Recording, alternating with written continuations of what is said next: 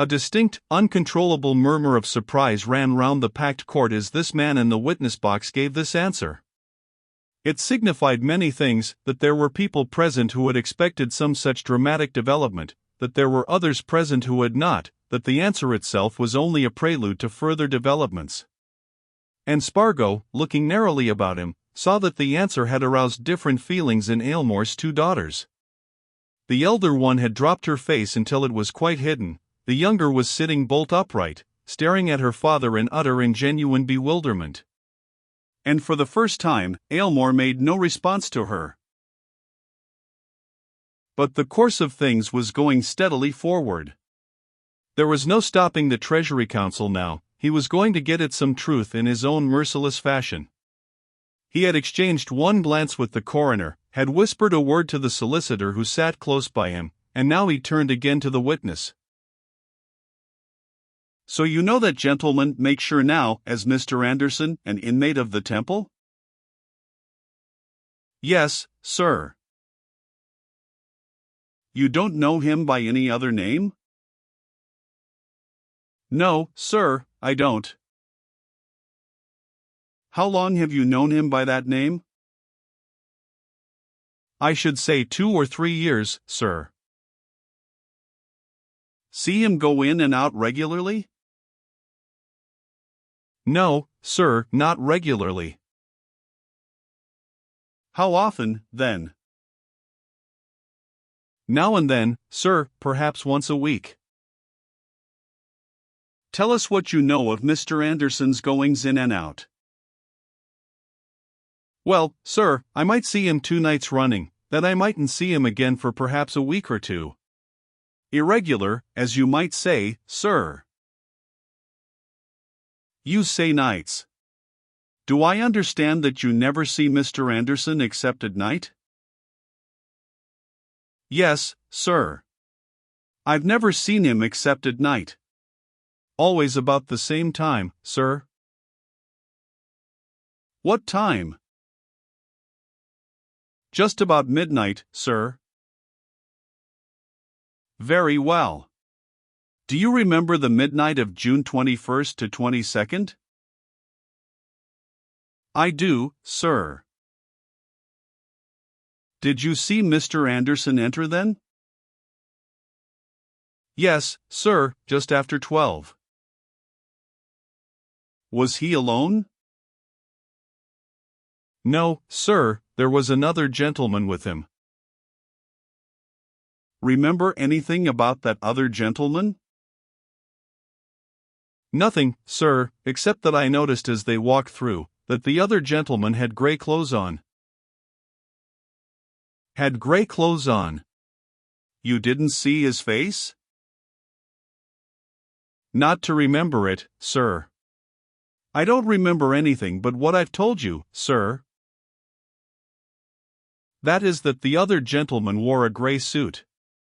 "Where did Mr. Anderson and this gentleman in the gray suit go when they passed through?" "Straight up the lane, sir." "Do you know where Mr. Anderson's rooms in the Temple are?"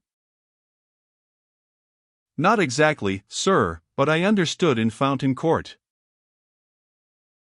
"Now, on that night in question, did Mr. Anderson leave again by your lodge?" "No, sir." "You heard of the discovery of the body of a dead man in Middle Temple Lane next morning?" "I did, sir." "Did you connect that man with the gentleman in the gray suit?" "No, sir, I didn't. It never occurred to me. A lot of the gentlemen who live in the Temple bring friends in late of nights. I never gave the matter any particular thought." "Never mentioned it to anybody until now, when you were sent for to come here?" "No, sir, never, to anybody." "And you have never known the gentleman standing there as anybody but Mr. Anderson?" "No, sir, never heard any other name but Anderson." The coroner glanced at the counsel. I think this may be a convenient opportunity for Mr. Aylmore to give the explanation he offered a few minutes ago, he said. Do you suggest anything? I suggest, sir, that if Mr. Aylmore desires to give any explanation he should return to the witness box and submit himself to examination again on his oath, replied the counsel. The matter is in your hands. The coroner turned to Aylmore. Do you object to that? He asked. Aylmore stepped boldly forward and into the box. I object to nothing, he said in clear tones, except to being asked to reply to questions about matters of the past which have not and cannot have anything to do with this case.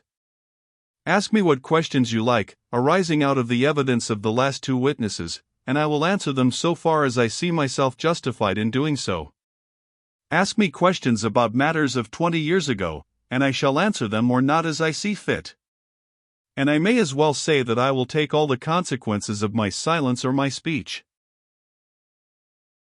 The Treasury Counsel rose again. Very well, Mr. Aylmore, he said. I will put certain questions to you. You heard the evidence of David Lyell? I did. Was that quite true as regards yourself? Quite true, absolutely true. And you heard that of the last witness. Was that also true? Equally true. Then you admit that the evidence you gave this morning, before these witnesses came on the scene, was not true? No, I do not. Most emphatically, I do not. It was true. True? You told me, on oath, that you parted from John Marbury on Waterloo Bridge. Pardon me, I said nothing of the sort. I said that from the Anglo-Orient Hotel we strolled across Waterloo Bridge, and that shortly afterwards we parted. I did not say where we parted.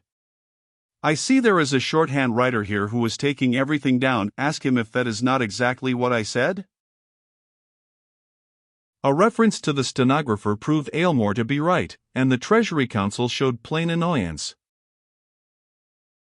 Well, at any rate, you so phrased your answer that 9 persons out of 10 would have understood that you parted from Marbury in the open streets after crossing Waterloo Bridge, he said. Now. Aylmore smiled. I am not responsible for the understanding of 9 people out of 10 any more than I am for your understanding, he said, with a sneer. I said what I now repeat: Marbury and I walked across Waterloo Bridge, and shortly afterwards we parted. I told you the truth. Indeed. Perhaps you will continue to tell us the truth. Since you have admitted that the evidence of the last 2 witnesses is absolutely correct, perhaps you will tell us exactly where you and Marbury did part? I will willingly. We parted at the door of my chambers in Fountain Court. Then, to reiterate, it was you who took Marbury into the Temple that night? It was certainly I who took Marbury into the Temple that night. There was another murmur amongst the crowded benches. Here at any rate was fact, solid, substantial fact. And Spargo began to see a possible course of events which he had not anticipated. That is a candid admission, Mr. Aylmore. I suppose you see a certain danger to yourself in making it. I need not say whether I do or I do not. I have made it.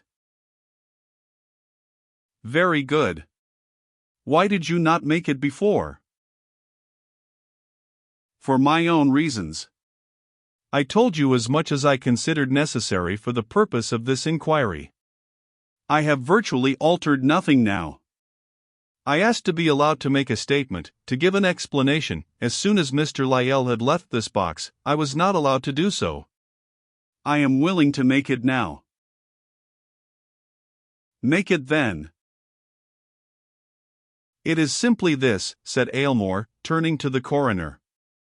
"I have found it convenient, during the past 3 years, to rent a simple set of chambers in the temple, where I could occasionally, very occasionally, as a rule, go late at night. I also found it convenient, for my own reasons, with which, I think, no one has anything to do, to rent those chambers under the name of Mr. Anderson. It was to my chambers that Marbury accompanied me for a few moments on the midnight with which we are dealing.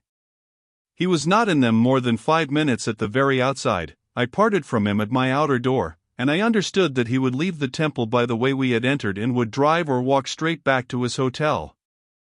That is the whole truth. I wish to add that I ought perhaps to have told all this at first. I had reasons for not doing so. I told what I considered necessary, that I parted from Marbury, leaving him well and alive, soon after midnight. What reasons were or are they which prevented you from telling all this at first?" asked the Treasury Counsel. "Reasons which are private to me." "Will you tell them to the court?" "No." "Then will you tell us why Marbury went with you to the chambers in Fountain Court which you tenant under the name of Anderson?" "Yes. To fetch a document which I had in my keeping, and had kept for him for 20 years or more." "A document of importance?" "Of very great importance. He would have it on him when he was, as we believe, he was murdered and robbed?" "He had it on him when he left me." "Will you tell us what it was?"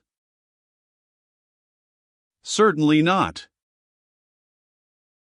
"In fact, you won't tell us any more than you choose to tell?" "I have told you all I can tell of the events of that night." "Then I am going to ask you a very pertinent question. Is it not a fact that you know a great deal more about John Marbury than you have told this court?" "That I shall not answer." "Is it not a fact that you could, if you would, tell this court more about John Marbury and your acquaintanceship with him 20 years ago?" "I also decline to answer that." The Treasury Counsel made a little movement of his shoulders and turned to the coroner. "I should suggest, sir, that you adjourn this inquiry," he said quietly. "For a week," assented the coroner, turning to the jury. The crowd surged out of the court, chattering, murmuring, exclaiming, spectators, witnesses, jurymen, reporters, legal folk, police folk, all mixed up together. And Spargo, elbowing his own way out, and busily reckoning up the value of the new complexions put on everything by the day's work, suddenly felt a hand laid on his arm. Turning, he found himself gazing at Jessie Aylmore.